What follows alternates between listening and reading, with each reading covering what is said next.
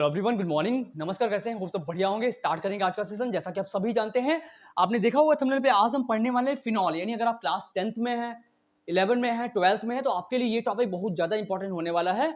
और अगर आप कर रहे हैं सीटेट एग्जाम की तैयारी या फिर यूपीटेट की कर रहे हैं, रीट एग्जाम की कर रहे हैं, तब भी आप हमारे साथ में इजीली कनेक्ट हो सकते हैं, क्योंकि मैं सीटेट की क्लासेस प्रॉपर अपने चैनल पे डाल रहा हूँ। चाहे वो हिंदी गद्यांश हो, चाहे वो हिंदी पद्यांश हो, यानी साइंस की क्लासेस हो, चाहे सीडीपी हो, यानी सारी क्लासेस को हम बहुत ही बेहतरीन ढंग से जो है प्रिपरेशन करा रहे हैं। लेकिन अभी क्या है, सीटेट का नोटिफिकेशन नहीं आ रहा है, इस वजह से कुछ क्लासेस जो है हम केमिस्ट्री की अपलोड कर रहे हैं। तो अगर आप क्लास 10th में है या 9th में, तब भी काम चल जाएगा। फिलहाल के लिए 9, 10th, 11, 12th में है, तो आपके लिए ये टॉपिक बहुत ज्यादा इंपॉर्टेंट होने वाला है। मतलब मैं फिनॉल को आज इतना अच्छे वे में समझाने वाला हूं कि टॉपिक आपको पूरा क्लियर हो जाएगा। यानी फिनॉल होता क्या है, किससे रिलेटेड होता है, इसके प्रिपरेशन मेथड क्या होता है, इसका क्लासिफिकेशन क्या होता है, यानी सारी बातों को आज हम डिटेल में समझने वाले हैं। तो चलिएगा, आपका टाइम वेस्ट बिल्कुल भी नहीं करेंगे, पढ़ते हैं मजे से। और हो सके तो आप नोट्स बनाते रहिएगा, क्योंकि जब आप खुद के नोट्स बनाते हैं तो ज्यादा तैयारी बढ़िया होती है। वही है कि मैं कितना ही अच्छा पढ़ा लूं, जब तक आप खुद से प्रिपरेशन नहीं करेंगे तो तैयारी आपकी बढ़िया नहीं हो पाएगी। क्लियर?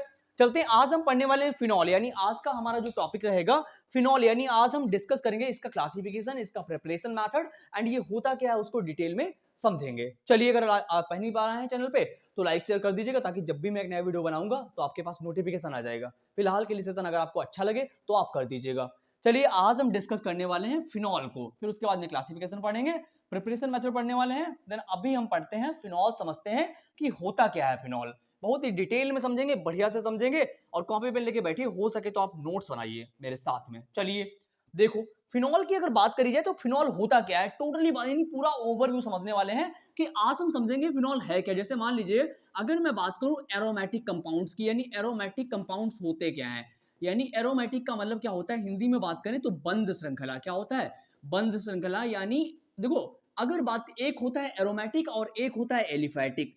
एलिफैटिक का मतलब क्या होता है और एरोमेटिक का मतलब क्या, दोनों बातें पहले समझ लीजिए, उसके बाद में हम आपको आगे बढ़ाएंगे। इन टॉपिक तभी समझ में आएगा जब आपको बेस समझ में आ जाएगा। जैसे अगर मैं बात करूं एरोमेटिक और एलिफैटिक क्या है, देखो, एरोमेटिक का मतलब होता है बंद श्रृंखला और एलिफैटिक का मतलब होता है खुली श्रृंखला। क्या होता है?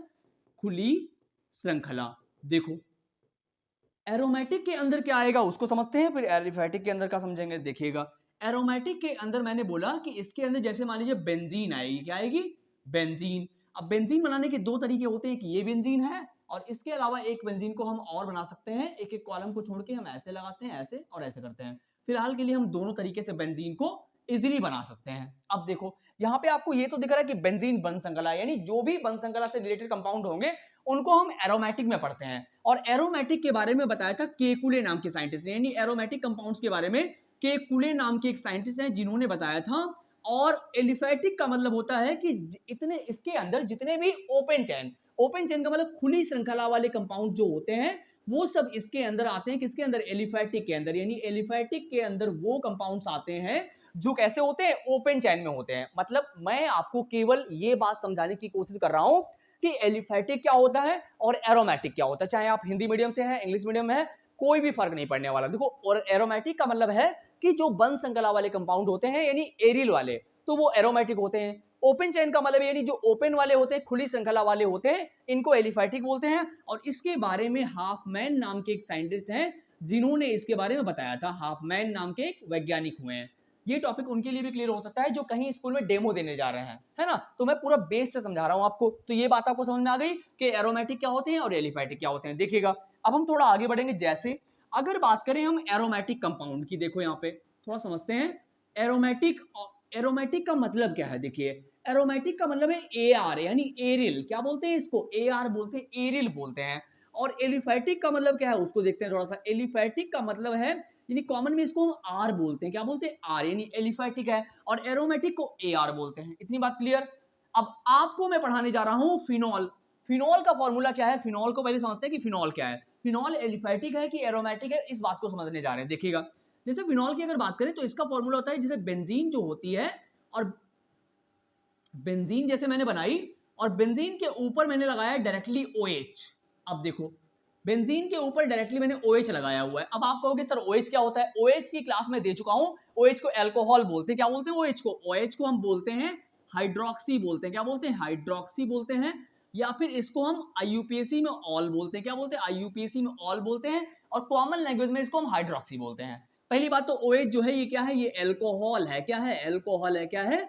एल्कोहल। चलिए अब हम समझ रहे हैं कि फिनॉल होता क्या है। तो हमने बोला बेंजीन बनी हुई है और बेंजीन के ऊपर OH लगा हुआ है। तो OH के बारे में सारी बात मैं बता चुका हूं पिछले सेशन में, तो जाके आप वहां पे चेक कर लीजिएगा OH क्या है। देखो अगर बेंजीन से डायरेक्टली OH लगा हुआ है तो ये फिनॉल है। क्या है? मतलब बेंजीन के ऊपर अगर डायरेक्टली OH लगा हुआ है तो ये फिनॉल कहलाता है। क्या कहलाता है?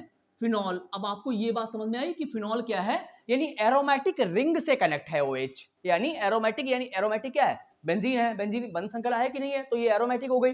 और इससे जो OH कनेक्ट है वो डायरेक्टली कनेक्ट होना चाहिए, तो वो हमारी क्या है? फिनॉल बन जाएगी। अब देखो अगर मान लीजिए डायरेक्टली कनेक्ट नहीं है, बाई चांस क्या होगा, हम आपको केवल सिखा रहे हैं कि बेंजीन के ऊपर अगर डायरेक्टली OH लगा हुआ है तो ये फिनॉल है, और अगर डायरेक्टली नहीं लगा हुआ है तो उसको क्या बोलेंगे, वो भी तो समझना चाहिए हमें। देखो अगर बेंजीन के ऊपर हमने क्या किया है, पहले लगा दिया CH2 और फिर लगा दिया CH2 मान लीजिए, फिर हमने OH लिखा।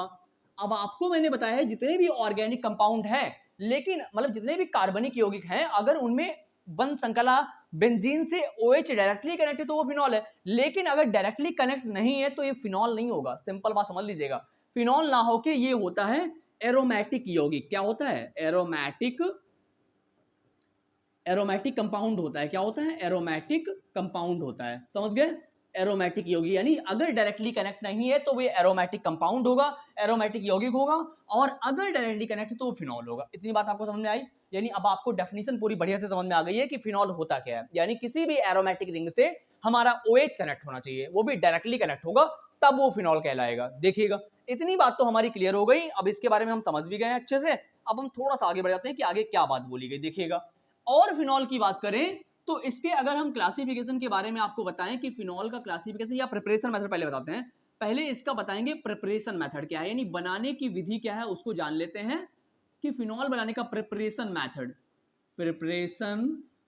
Method of phenol. Hindi medium वाले बार बार कहते हैं सर आप हिंदी में लिख, तो मैं हिंदी में भी लिख रहा हूं। फिनॉल बनाने की विधियां पढ़ रहे हैं। फिनॉल बनाने क्या पढ़ रहे हैं? फिनॉल बनाने की विधि पढ़ रहे हैं। देखिएगा अब जैसे फिनॉल बनाना है, हमें क्या बनाना है? हमें फिनॉल बनाना है। तो फिनॉल बनाने का लिए हमें क्या बनाना है? हमें बनाना है बेंजीन के ऊपर डायरेक्टली OH लगाना है। क्या लगाना है? बेंजीन के ऊपर डायरेक्टली हमें OH लगाना है। इतनी बात क्लियर? अब देखो जब बेंजीन के ऊपर यही तो हमें बनाना है, अब हम कैसे एक मेथड के द्वारा बनाते हैं, पहले सिखाएंगे आपको डाउ प्रक्रम। पहले हम आपको बताएंगे कि डाउ प्रक्रम क्या होता है और डाउ प्रक्रम के थ्रू हम कैसे बना सकते हैं, यानी हम फिनॉल को डाउ प्रक्रम के द्वारा कैसे बना सकते हैं, ये मेथड हम आपको सिखाने के लिए जा रहे हैं। और ये इतना इंपॉर्टेंट है, सही बताऊं मैं, ये एग्जाम में आना ही आना है, मतलब बहुत ही मोस्ट इंपॉर्टेंट टॉपिक है। अगर आप क्लास 11 12 में है तो आपके लिए। यानी डाउ प्रोसेस होती क्या है, हिंदी इंग्लिश में बोलेंगे तब भी क्या बोलेंगे, इंग्लिश में बोलेंगे डाउ प्रोसेस। क्या बोलेंगे? डाउ प्रोसेस। देखिएगा इसको बनाते हैं हम क्लोरोबेंजीन से। अब आप कहोगे सर क्लोरोबेंजीन क्या होती है? अगर बेंजीन बनी हुई है और बेंजीन के ऊपर लगा हुआ है Cl, तो ये है क्लोरो और ये है बेंजीन, तो नाम क्या बन गया इसका? क्लोरोबेंजीन। बना कि नहीं बना? अब देखो इसका नाम तो हो गया क्लोरोबेंजीन। अब इसकी रिएक्शन अगर हम करें NaOH से, यानी क्लोरोबेंजीन की रिएक्शन हमने करी है NaOH। NaOH मींस क्या है? सोडियम हाइड्रोक्साइड, यानी कास्टिक सोडा इसको बोलते हैं। क्या बोलते हैं? Caustic soda. अब देखो जब हम NaOH से कराएंगे तो बेंजीन तो है, अब देखो बेंजीन के ऊपर क्या जाएगा? ONa जाएगा। ये इतना प्रोडक्ट जो है ऊपर चला जाएगा। क्या? ONa। क्या जाएगा? ONa ऊपर चला गया। अब देखो बचा क्या हमारे पास? HCl, यानी क्या बचा हुआ है? HCl हमारे पास बच गया। यानी अब ये बना, अभी हमारे पास फिनॉल तो नहीं बना, ये तो हमारे पास नहीं बना ना, अभी हमें तो फिनॉल बनाना है। यानी जब भी हमने क्लोरोबेंजीन की रिएक्शन कराई NaOH से, तो सोडियम, ये क्या है? देखो Na को बोलते हैं सोडियम, और ये फेनिल और ये है ऑक्सी, तो नाम क्या बना? Sodium phenoxide. इसका नाम क्या है? Sodium phenoxide. देखो अब अगली बार में हम फिर से क्या कर रहे हैं? सोडियम फिनॉक्साइड को फिर से उतारते हैं, मतलब हमने यही कंपाउंड को फिर से उतारा, ऊपर लिखा है हमने ONa, आगे की इसकी रिएक्शन हम कराते हैं HCl से। किससे कराते हैं? HCl से। तो HCl से जब रिएक्शन कराएंगे तो हमें मालूम है हमें क्या बनाना है? फिनॉल बनाना है ना। तो ये देखना बेटा, जैसे हमने क्या किया, बेंजीन बनाई, ऊपर क्या जाएगा? O और H। क्या जाएगा? O और H ऊपर चला जाएगा, बचा क्या? NaCl। NaCl जो है वो बाहर हो जाएगा। तो देखो वही क्या बन गई? फिनॉल। और हमें यही बनाना था, फिनॉल ही हमें चाहिए था, यानी बेंजीन के ऊपर हमें चाहिए था डायरेक्टली OH, तो बन गया ये फिनॉल। सिंपल है, डाउ प्रोसेस बहुत आसान मेथड है यानी फिनॉल बनाने का। अब देखो आपको यह इजीली समझ में आ गया होगा। अब लैंग्वेज इसकी कैसे लिखेंगे देखिएगा, इंग्लिश वाले कैसे लिखेंगे, हिंदी दोनों में बता रहा हूं। जब क्लोरोबेंजीन की रिएक्शन या क्लोरोबेंजीन की अपक्रिया सोडियम हाइड्रोक्साइड या फिर कास्टिक सोडा के साथ में कराते हैं तो सोडियम फिनॉक्साइड बनता है। फिर सोडियम फिनॉक्साइड की क्रिया हम HCl से कराते हैं तो फिनॉल बनता है। इंग्लिश मीडियम वाले कैसे लिखेंगे, when chlorobenzene is react with NaOH ऑर्बिटेड by sodium phenoxide, again sodium phenoxide react with HCl ऑर्बिटेड बाय फिनॉल। इंग्लिश मीडियम वाले भी इजीली लिख सकते हैं, कोई भी आपको दिक्कत नहीं होने वाली। जहां पर भी आपको दिक्कत लगे आप तुरंत कमेंट बॉक्स में कमेंट करिएगा, हम आपकी डाउट को नेक्स्ट वीडियो में उठा लेंगे 110%। क्लियर इतनी बात। तो पहला मेथड तो हम सीख चुके कि डाउ प्रक्रम क्या होता है, डाउ प्रक्रम को बढ़िया से हम बना लेंगे। अब देखो, अब बाई चांस आपके सामने आ गया है कि कह रहे हैं कि बनाइए मुझे क्लोरोबेंजीन से बनाइए, यानी अगर अगली बार आपके साथ बोलता है कि क्लोरोबेंजीन से बनाइए फिनॉल, क्लोरोबेंजीन से फिनॉल बनाओ,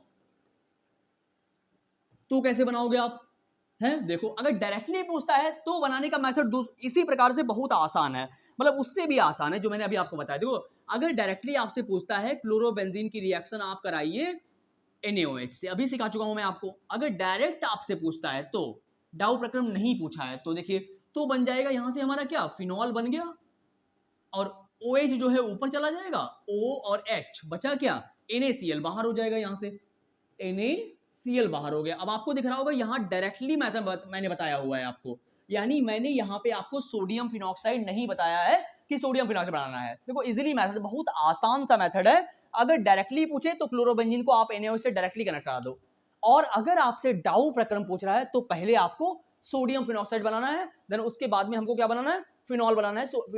जो है सोडियम फिनॉक्साइड था उसकी रिएक्शन HCl से करा के। क्लियर इतनी बात।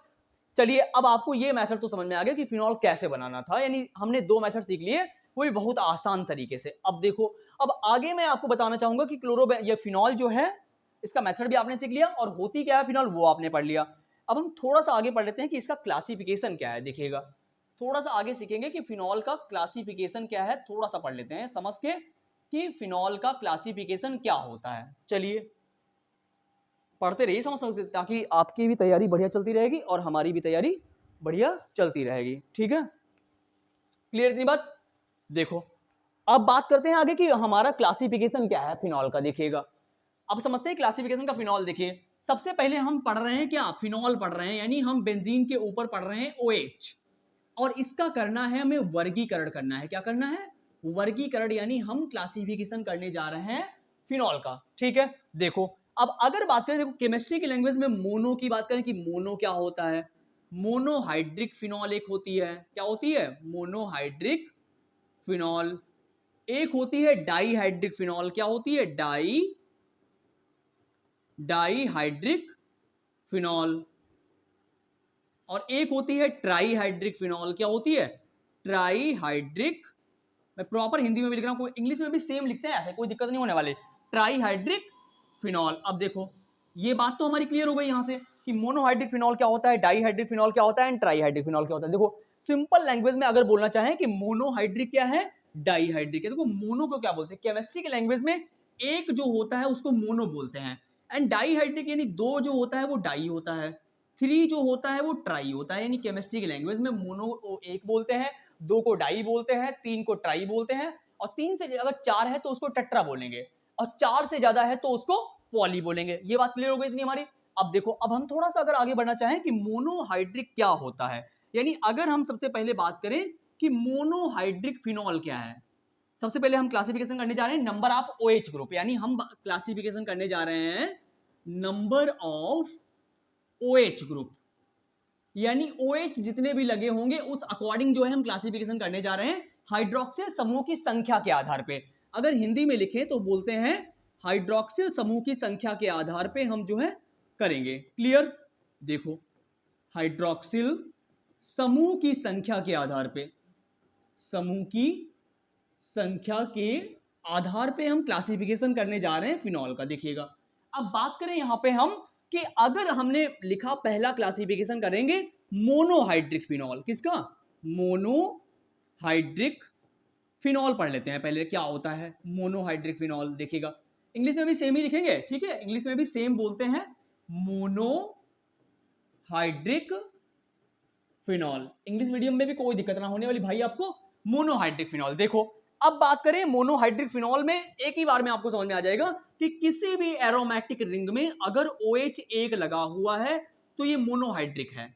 मतलब कहीं पर भी लगा होना चाहिए बट एक लगा होना चाहिए। देखो और अगर एग्जांपल करना चाहो तो मोनोहाइड्रिक का मतलब मैंने क्या बताया कि अगर OH एक लगा होगा और वो कहीं पर भी कनेक्ट होगा बेंजीन रिंग में तो मोनोहाइड्रिक फिनॉल है। और बनाना चाहो, ये सब एग्जांपल बता रहा हूं मैं आपको, इतना सिंपल है कि कुछ भी आप इजीली कर सकते, इजीली आप केमिस्ट्री को पढ़ सकते हो, हिंदी से भी आसान होती है अगर देखा जाए तो। आप इजीली समझ गए होंगे कि मोनोहाइड्रिक का मतलब क्या था कि अगर OH जो है वो डायरेक्टली कनेक्ट होगा किससे, बेंजीन रिंग से। इतनी बात आपको समझ में आ गई। चलिए अब आपको ये बात तो समझ में आ गई, अब हम पढ़ते हैं कि डाईहाइड्रिक फिनॉल क्या होता है। यानी अब हम पढ़ने वाले हैं डाईहाइड्रिक फिनॉल क्या होता है। देखिएगा अब हम समझेंगे नंबर 2 पे हमारा है डाईहाइड्रिक फिनॉल। देखिएगा मोनो तो समझ में आ गया आपको, अब हम पढ़ेंगे डाईहाइड्रिक फिनॉल क्या होता है। देखिएगा डाईहाइड्रिक फिनॉल में क्या है कि अगर OH जो है 2 बार लगा होगा, यानी हमने पढ़ा कि बेंजीन बनी हुई है और बेंजीन में OH 2 बार कनेक्ट है तो क्या होगा, डाईहाइड्रिक फिनॉल होगा। क्या होगा, डाईहाइड्रिक फिनॉल होगा। अगली बार और चाहो तो और एग्जांपल आप इजीली कर सकते हो कि एक OH आपने यहां लगा दिया और एक OH आपने यहां लगा दिया। और अगर करना चाहो एग्जांपल, आपने फिर से बेंजीन बनाई और एक OH यहां था, अगली बार एक OH यहां लग गया, तो आपको दिख रहा होगा कि एरोमेटिक रिंग में OH 2 बार कनेक्ट है ना। यानी हम आपको पढ़ा रहे हैं डाईहाइड्रिक फिनॉल क्या होता है। तो डाई का मतलब 2 होता है, मैंने आपको बता दिया। तो बेंजीन में अगर 2 OH कनेक्ट हैं तो वो डाईहाइड्रिक फिनॉल हो जाएगा। देखो मैं ये बता चुका हूं कि अगर एरोमेटिक, ये बेंजीन क्या है, एरोमेटिक है ना, और अगर एल्किल से लगा होता है, यानी किसी भी, जैसे मान लीजिएगा लिखा होता है CH3, आगे लिखा होता है OH, तो ये देखो यहाँ पे एल्किल है, ये ROH है, तो ये ओपन चेन वाले होते हैं। और ये ओपन चेन में अगर OH लगा होता है तो ये एल्कोहल होता है। क्या होता है, एल्कोहल होता है। क्या होता है, एल्कोहल। मतलब अगर ये क्लोज चेन में OH लगा हुआ है तभी फिनॉल है, और अगर ओपन चेन में लगा हुआ है तो एल्कोहल होता है ये। इतनी बात आपको समझ में आ गई होगी। अब हम पढ़ते हैं कि ट्राईहाइड्रिक फिनॉल क्या होता है। देखिए अब हम सीखेंगे ट्राईहाइड्रिक फिनॉल क्या होता है। बहुत इजी है। देखो ट्राईहाइड्रिक मतलब क्या होगा, ट्राई का मतलब 3 है, यानी किसी भी एरोमेटिक रिंग में अगर OH जो है 3 लगे हो, एक यहां लगा दिया, एक यहां लगा दिया और एक यहां लगा दिया, देखो तो आपको दिख रहा होगा 3 OH कनेक्ट है। तो ये कैसा एग्जांपल है, ये ट्राईहाइड्रिक का एग्जांपल है। कैसा, ट्राईहाइड्रिक फिनॉल का एग्जांपल है। आप इजीली पढ़ सकते हैं इस बात को। ये बात समझ में आ गई। यानी अभी तक हमने ये सीख लिया है कि फिनॉल क्या होता है, कि फिनॉल में अगर OH डायरेक्टली कनेक्ट है तो वो फिनॉल होगा, अगर OH डायरेक्टली कनेक्ट नहीं है तो वो एरोमेटिक कंपाउंड होगा। फिर उसके बाद में हमने प्रिपरेशन मेथड में ये सीखा कि डाउ प्रक्रम में सीख लिया हमने कि डाउ प्रक्रम क्या होता है। फिर डायरेक्टली हमने OH वाला सीखा कि अगर हम डायरेक्टली क्लोरोबेंजीन की रिएक्शन NaOH से करा दें तो क्या बनेगा, तो हमने वो भी सीख लिया।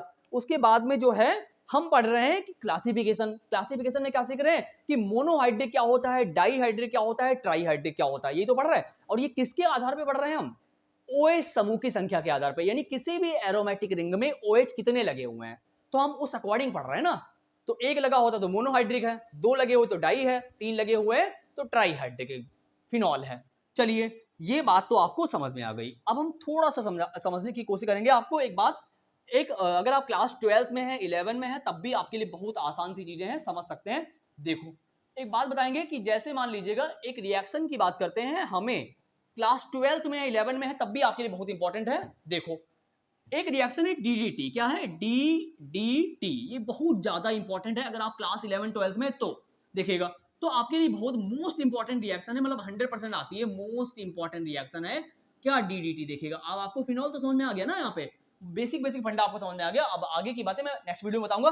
फिलहाल के लिए आप कुछ बात चीजें बता दूं, जैसे DDT क्या होता है। अब देखो DDT में क्या होता है, आपने एक फॉर्मूला लिया होगा क्लोरल, CCl3CHO फॉर्मूला होता है क्लोरल का। और क्लोरल की रिएक्शन अगर आप करा रहे हो किससे, क्लोरोबेंजीन के 2 मॉलिक्यूल से, मतलब अगर आपने क्लोरल की रिएक्शन क्लोरोबेंजीन के 2 मॉलिक्यूल से करा दी, यानी अभी तक आपने ये फॉर्मूला लिया है किसका, क्लोरल का। किसका लिया था, क्लोरल का। देखो ये क्लोरल का फॉर्मूला है और यहां पे मैंने क्लोरोबेंजीन के 2 मॉलिक्यूल ले लिए हैं। अब आपको दिख रहा होगा कि यहाँ पे बनेगा क्या, देखो हमें साफ दिख रहा है कि हमारा H2O देखो ये बाहर हो रहा है ना, ये H2O देखो बाहर हो रहा है कि नहीं बाहर हो रहा है। अब यहां से क्या बनेगा, बहुत आसान है, ऊपर आप लिखेंगे कंसंट्रेशन H2SO4 यानी सांद्र सल्फ्यूरिक एसिड जो होता है ऊपर रहता है। अब जो लिखा हुआ है इजीली लिख दीजिए, आसानी से बन जाएगा। तो क्या लिखा CCl3, तो मैंने इधर लिख दिया CCl3। आगे क्या है CH, C लिखा मैंने, H मैंने नीचे लगा दिया, कोई भी दिक्कत नहीं होनी चाहिए आपको। आगे क्या है क्लोरोबेंजीन के 2 मॉलिक्यूल हैं, तो हमने आगे बना दी है क्लोरोबेंजीन। दोनों में मैंने आगे क्या बना दी है क्लोरोबेंजीन, जो आगे सेम था हमने वही बना दिया, और बचा हुआ हमारा जो H2O था वो बाहर निकल गया, है ना। अब ये जो बना हुआ है यही हमारा क्या है डाइक्लोरो डाइफेनिल ट्राइक्लोरोएथिलीन यानी DDT बन गया। क्या बन गया, ये क्या बना हुआ है, ये बना हुआ है DDT। अब आप कहोगे सर ये DDT कैसे, मुझे बताओ। देखो इसके फुल फॉर्म की बात करें तो इसका फुल फॉर्म होता है डाइक्लोरो डाइफेनिल ट्राइक्लोरोइथेन। इसका फुल फॉर्म है डाइक्लोरो डाइफेनिल ट्राइक्लोरो एथेन, ये इसका फुल फॉर्म है डाइक्लोरो डाइफेनिल ट्राइक्लोरोइथेन। अब आप कहोगे कैसे बना, देखो अब आपको दिख रहा होगा यहाँ पे कितने, देखो हमें दिख रहा है कि ये जो Cl लगा, अगर बेंजीन की बात करें तो बेंजीन में, सीख लो एक बात, देखो बेंजीन में ये आर्थो होता है और ये मेटा होता है, ये पैरा होता है। इजीली समझ सकते हो, ये आर्थो है, ये मेटा है, ये पैरा है। देखो दोनों में क्या लगा हुआ है, आर्थो मेटा पैरा पे क्लोरो लगा हुआ है ना, यहाँ पे भी आर्थो मेटा पैरा पे क्लोरो लगा हुआ है। तो आगे आप लिख सकते हैं फुल फॉर्म में पैरा कॉमा पैराडेस, यानी पैरा कॉमा पैराडेस, फिर लिखेंगे डाइफेनिल। डाइफेनिल का मतलब है 2 बार बेंजीन बना हुआ है, इसलिए मैंने बोला डाइफेनिल। आगे लिखा हुआ इन्होंने डाइफेनिल डाइक्लोरो, देखो 2 बार Cl था इसलिए डाइक्लोरो हो गया, फिर 2 बार डाइफेनिल है, देखो बेंजीन 2 बार है इसलिए डाइफेनिल हो गया, बेंजीन को फेनिल भी बोलते हैं ना, इसलिए डाइफेनिल हो गया। आगे इन्होंने बोला ट्राइक्लोरो, देखो 3 बार क्लोरो लिखा हुआ है इसलिए ट्राइक्लोरो हो गया। आगे लिखा हुआ है इथेन, 1 और 2 कार्बन पे क्या होता है एथ होता है, सिंगल बॉन्ड से कनेक्ट है, उसको एन बोलते हैं, तो इथेन हो गया। तो इसलिए इसका पूरा नाम क्या बना, complete name para comma para dichloro diphenyl trichloro ethane, ये हमारी DDT हो गई। मोस्ट इंपॉर्टेंट रिएक्शन अगर आप क्लास 12 में है 11 में है तब भी आपके लिए। अब मैं एक बार हमारी स्क्रीनशॉट पे हम आगे बढ़ते हैं, देखिएगा